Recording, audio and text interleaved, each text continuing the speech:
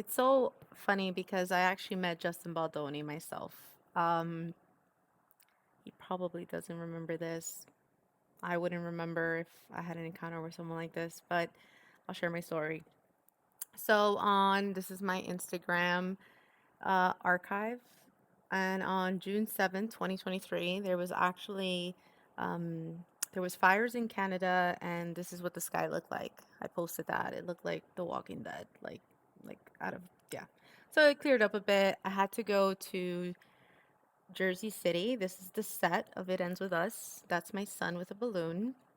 And there's a restaurant where they were shooting at, South House. I actually posted that day and I said, I just saw this guy directing. How freaking cool. And I wrote Jane the Virgin fans would know. I never finished Jane the Virgin, but I saw it, was a fan. I loved Rogelio, my favorite character. Justin was awesome too. But Raphael, right? Sorry, my ADHD. But anyway, so this day um, is a core memory for me because my son was sitting there. I'm like super pregnant, going through a lot at the end of my pregnancy, and nothing. He literally was directing and coming out of the restaurant, and I had no clue. I've never read the book. I'm not into any of Colleen Hoover's things, and probably won't read the books.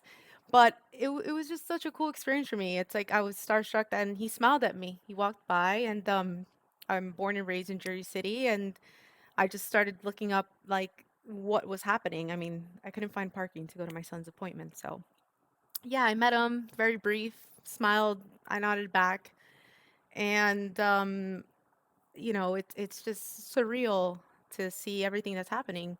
And yeah, based on the evidence, I am definitely Team Justin. So that's my story of when I met Justin Baldoni.